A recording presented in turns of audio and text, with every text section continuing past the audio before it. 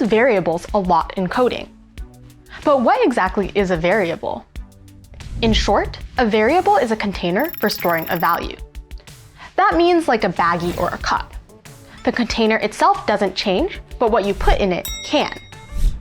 Once created, the variable is stored in the computer's memory and can be used and updated repeatedly throughout a program.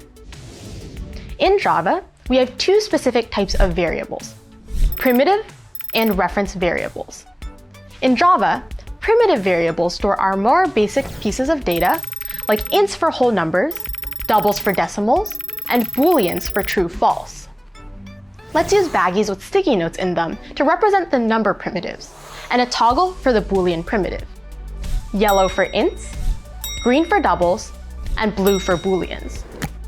For objects such as strings, we have reference variables. Think baggie with an arrow. The container, our baggie, holds an arrow that points to a memory location where each object exists. Look inside the baggie. The red arrow has a memory address on it.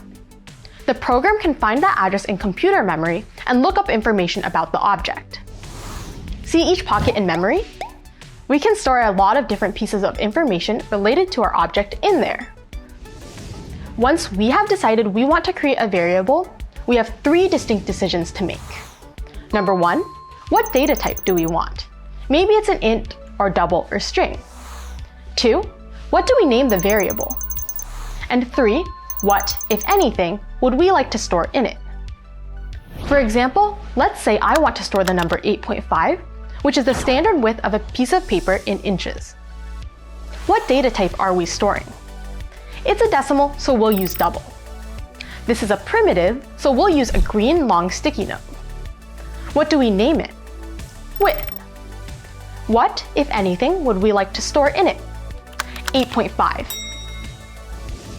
In Java, when declaring a variable, we write the data type, then the name of the variable followed by a semicolon.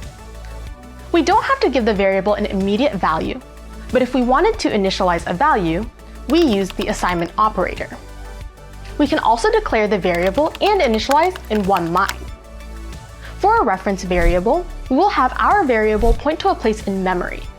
Strings are a great example of a reference variable. For example, let's create a string variable with the name cake color. If we give it the value orange, we place the text orange in memory and link to it from our variable cake color. In Java, we would write this like so: string cake color equals orange.